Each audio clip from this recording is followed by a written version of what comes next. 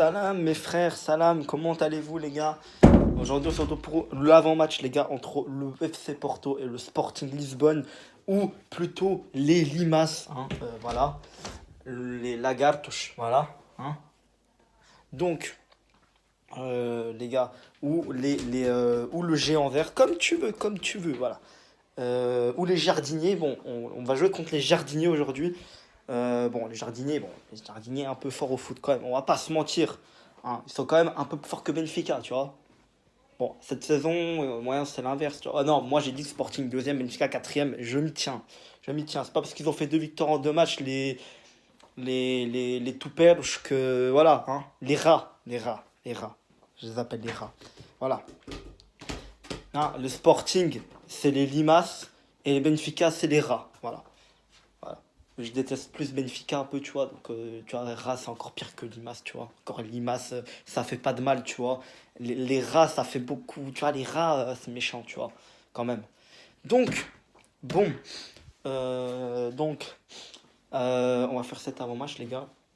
Donc, le but, c'est de vous faire les compos que j'aimerais bien avoir. Je vous présente un peu les matchs des deux équipes, on va dire. Pour l'instant, le Sporting en a disputé deux officiels et Porto 3 vu que Porto a disputé la Super Coupe et que le Sporting ne l'a pas disputé, cette coupe, en un match, bien sûr. Donc j'en étais où? Voilà. Je joue avec ma barbouille. Je suis vraiment un gars à mon âge où je peux me permettre de jouer avec ma barbe, tu vois. Il y en a, ils peuvent pas trop. Moi, je peux me permettre, tu vois, de jouer avec ma barbe. Je peux me permettre, tu vois. Ça, c'est bien.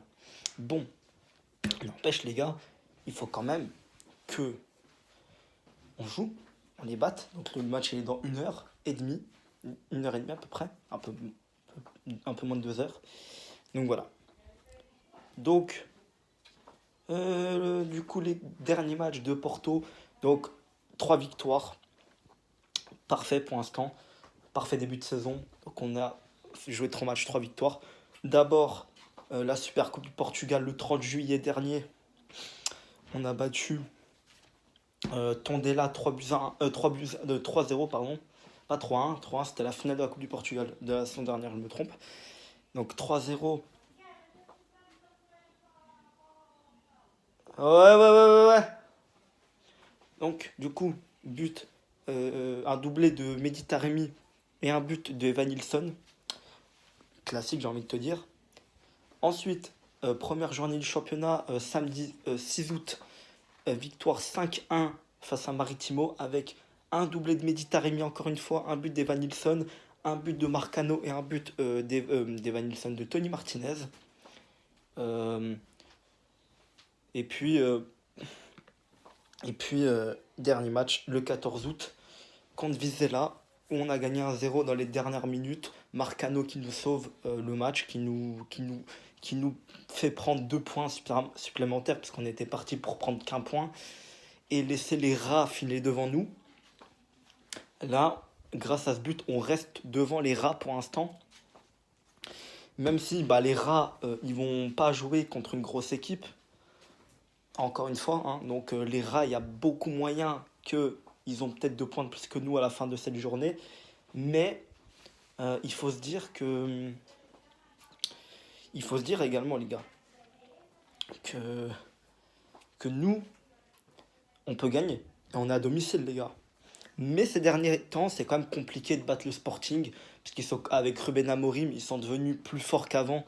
Avant, on les battait tous les ans à domicile. La dernière fois, c'est quand on les bat et puis qu'on gagne le championnat en 2020, on les bat 2-0. La saison d'avant, on les bat 2-1 avec une retournée d'Herrera. En 2018, on les bat 2-1 aussi avec un but de Brahimi, hein, qui nous fait gagner.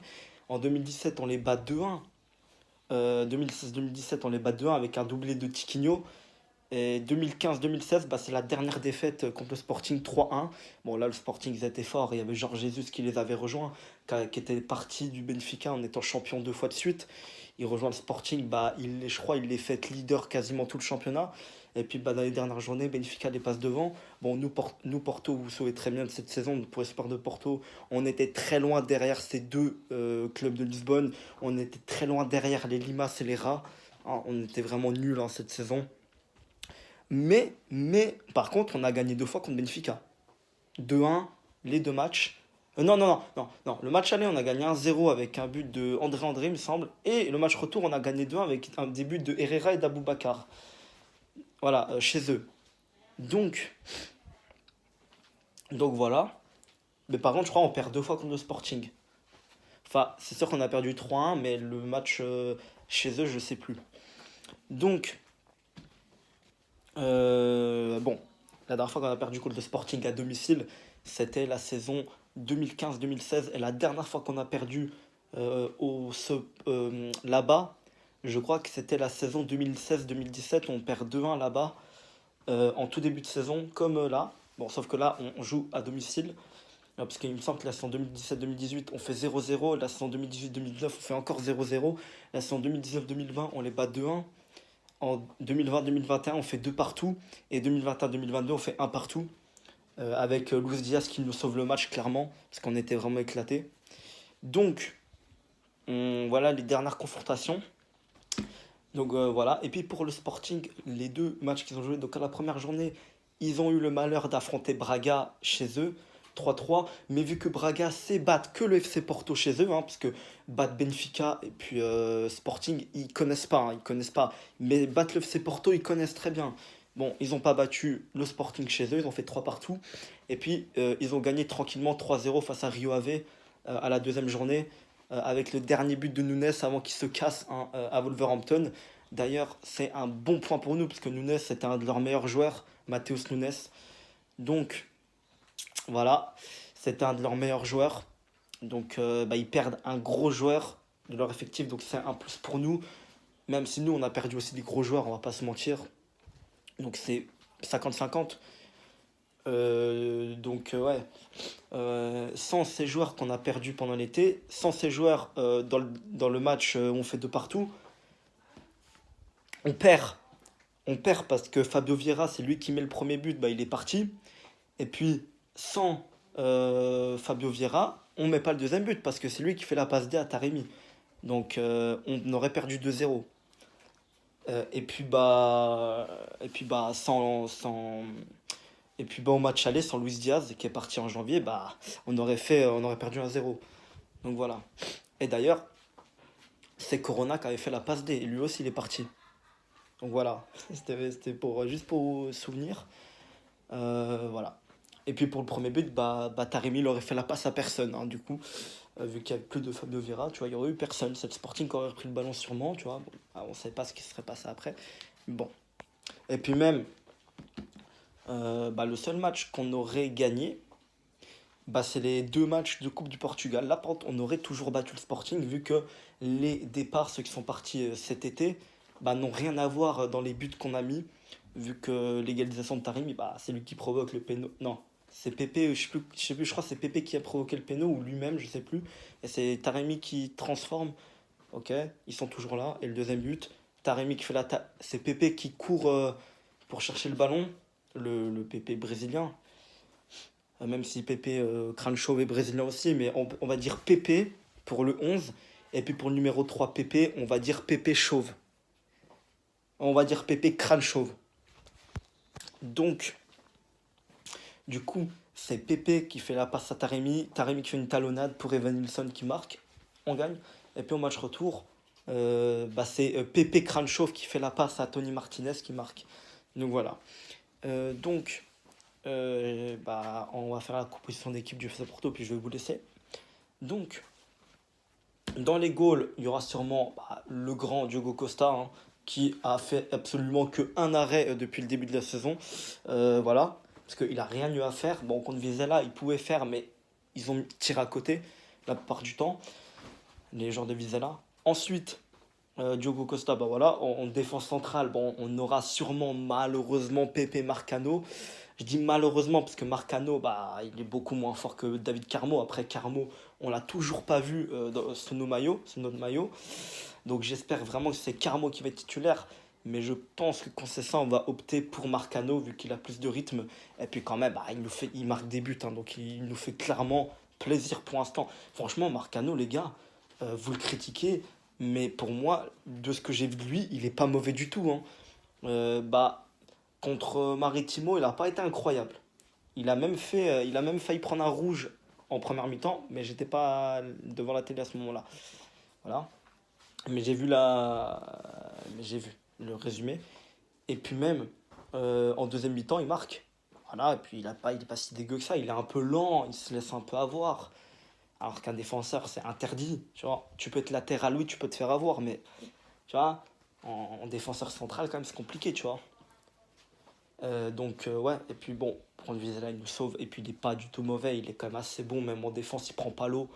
C'est Zaidou qui prend l'eau mille fois plus. Et Jean-Mario, j'en parle même pas. Lui, je veux même pas en parler, Jean-Mario, hein, tu vois. En fait, on n'est pas quatre défenseurs, on est trois défenseurs. Parce que on a un latéral gauche, on a un défenseur central et on a un fantôme ou un ailier droit, comme tu veux. Voilà, mais pas un latéral droit, hein. Donc, ensuite, ouais, c'est comme si on jouait à 10 sur le terrain. On a un gardien, puis on a 9 joueurs de champ, mais il nous manque un latéral droit, tu vois. D'ailleurs, je le vois toujours pas, le latéral droit qui va arriver. Non, bah non, je le vois pas parce que tout simplement, le FC Porto a dit qu'on n'avait pas besoin de latéral droit, que ça allait être Jean-Mario, qui allait être toute la saison. Vas-y, ça c'est bon, frère. Non, je peux pas croire, frère. Même Pépé, il est meilleur que lui. On parle de Pépé, pas de Pépé crâne chauve, hein, Pépé normal. Voilà. Donc, voilà. Ok, donc ce sera sûrement João Mario à droite, Zaidou à gauche. Au milieu de terrain, on aura sûrement Grujic, Uribe. Alors, Uribe intouchable, vous le cadenassez, il est titulaire tout le match. Il ne sort pas, contrairement à contre Vizela. Il ne sort pas.